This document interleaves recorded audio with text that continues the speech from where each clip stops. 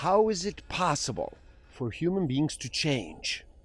There are three intertwined strands in the answer: learning, counterfactuals, and caregiving, or more poetically, truth, imagination, and love. 64,000 is the median number of words per book. Average person reads about 200 words per minute. Simple math will tell us that is one book in 320 minutes. To accomplish this in 7 days, numbers say you would have to read for 45 minutes a day.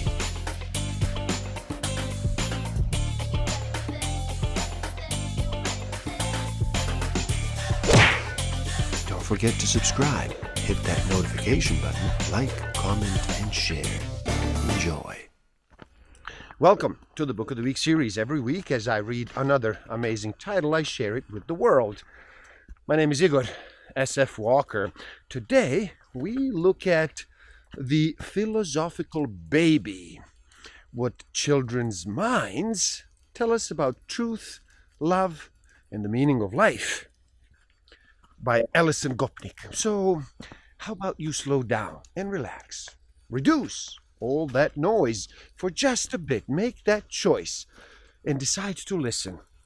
In this video, we look at why babies learn more, create more, care more, and experience more than we could have ever imagined. And there's a good reason to believe that babies are actually smarter, more thoughtful, and more conscious than adults. Stick around till the end. I will share with you some tools I do have and use that will help you tremendously in this game of life. Discover a way to find out what actually motivates you, what innate human need is driving all of your decisions and your behavior. I will share some tools to improve your self-awareness, social awareness, self-management, and relationship management.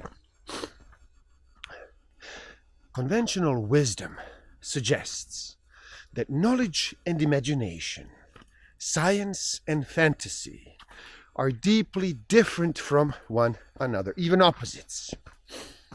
But the ideas outlined in this book show that exactly the same abilities that let children learn so much about the world also allows them to change the world, to bring new worlds into existence, and to imagine alternative worlds that may never exist at all.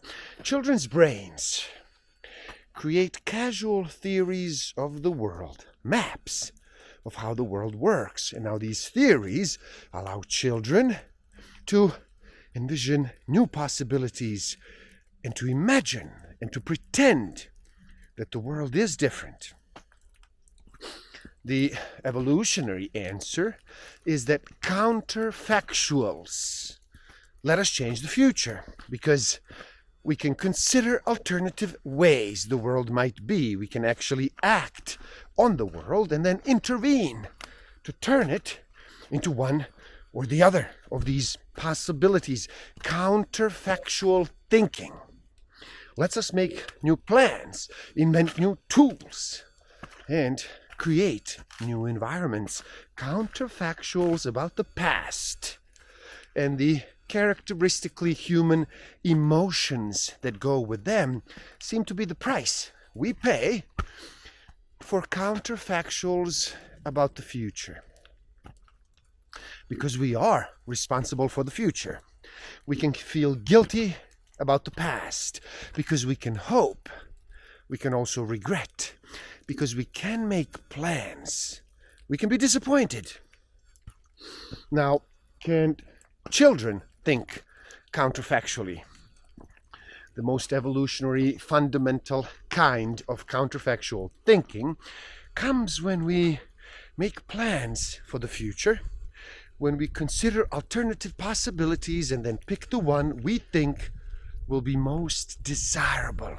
Now, how can we tell if a young baby can do this? Children develop casual theories of the world from a very early age. If casual knowledge and counterfactual thinking go together, then this might explain how young children have the parallel ability to generate counterfactuals and to explore possible worlds. If children understand the way things work, they should be able to imagine alternative possibilities about them. This might also explain the case where children do not think counterfactually. See, the line between fiction and a counterfactual is one of a degree rather than of kind. Fictions are actually counterfactuals that just happen to be further away from our real world than our possible world. A fiction is a counterfactual out there where the buses do not run. If past counterfactuals are the price we pay for the future counterfactuals, then fictional counterfactuals are the free bonus we get. Because we can plan, hope, and be responsible for the future, we can also wonder, daydream, and escape into the fictional. Learning from the action of others was a basic mechanism of human development long before the organized science came along. By watching what others do and learning from it, we can go beyond the brief scope of an individual life. We can benefit from the accumulated learning of all the generations before us. Experimental interventions are a particularly powerful way of learning about the causal structure of the world, much more powerful than mere observation alone. But there is a tension between the two kinds of learning.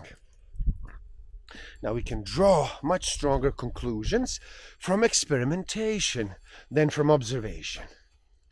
But it is much easier to observe than it is to experiment. Experimenting means acting, and acting takes energy and resources and determination. However, if you assume that other people's actions were similar to yours, then you could vastly extend the scope of your experience with little expenditure of effort yourself. You could let other people do your experiments for you. If those other people already knew more than you did, you could get special benefits from watching their interventions. Now, babies are particularly well designed to learn from other people in this way. Children don't just learn by imitating your successes. They learn by avoiding your mistakes and also understanding your limitations too. Now, these babies go beyond simply imitating the other person. Instead, they recognize the complex, causal relationships amongst human goals, human actions, and outcomes. Now, how can we tell what it is like to be a baby?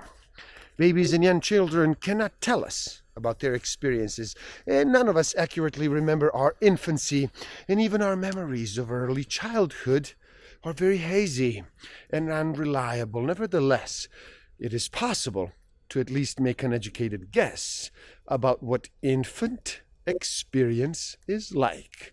We can use our knowledge about the psychological and neurological basis of adult experience and our additional knowledge about the psychological and neurological differences between adults and children. As adults, we become vividly aware of objects when we pay attention to them.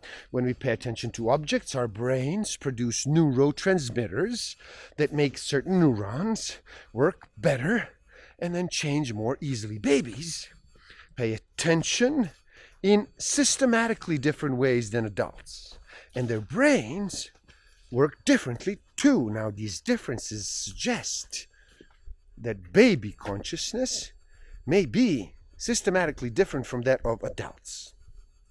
Rather than determining what to look at in the world, babies seem to let the world determine what they look at. And then rather than deciding where to focus attention and where to inhibit distractions, babies seem to be conscious of much more of the world all at once. They aren't just picking up information about the specific objects that are useful to them. They are picking up information about all the objects around them, especially when that information is new. And of course, much more of the information is new for babies than it is for us. This capacity for very general attention makes babies such terrific learners.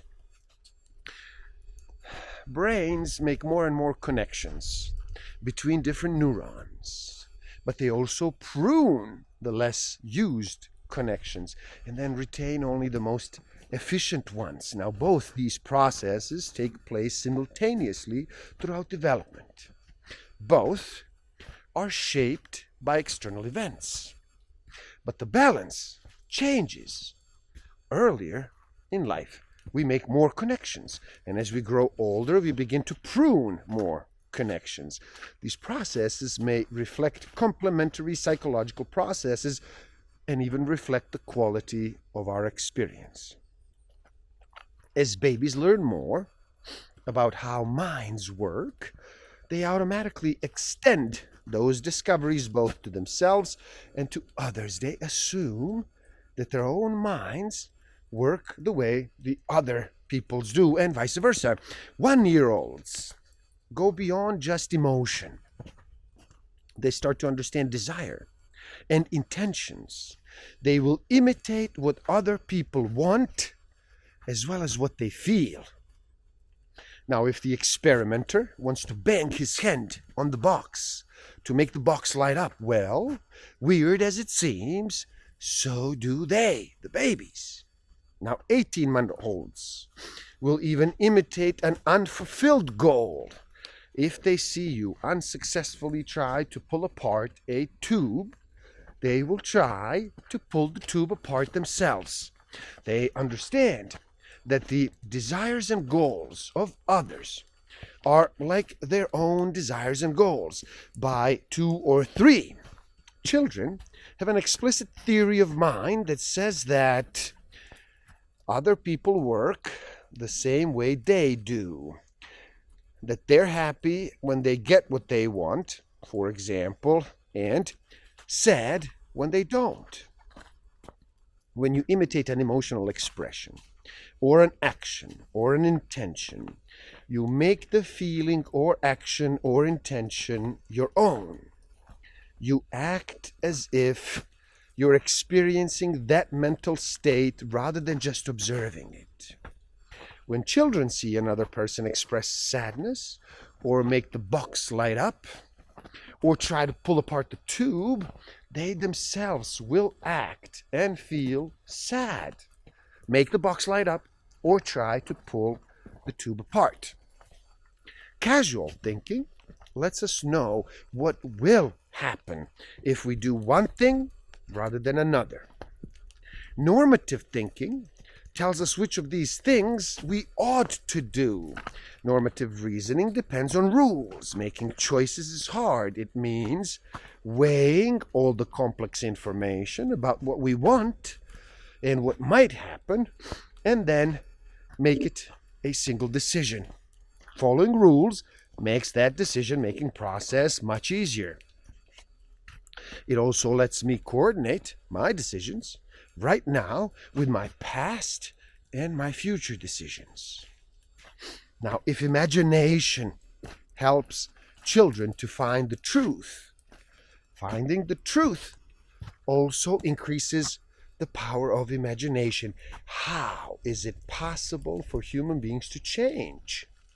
There are 3 intertwined strands in the answer: learning, counterfactuals, and caregiving, or more poetically, truth, imagination, and love. And there you have it. The philosophical baby, what children's minds tell us about the truth, love, and the meaning of life. Please do help out. It is easy. Simply like this video so more people can enjoy it. Share it too and spread the word. Do leave a comment and share your thoughts. Subscribe to my channel and stay up to date. And the link to this book is in the description below, so you buy it and you read and you never stop learning, especially learning about yourself and nature. So gift yourself by taking the free human needs test on my website and find out what actually motivates you, what innate human need is driving all of your decisions and your behavior. And if you feel you are ready to improve your self-awareness, social awareness, self-management, and relationship management even further, do check out my Master of Life Awareness program. The links are in the description below. Thank you. Love and respect.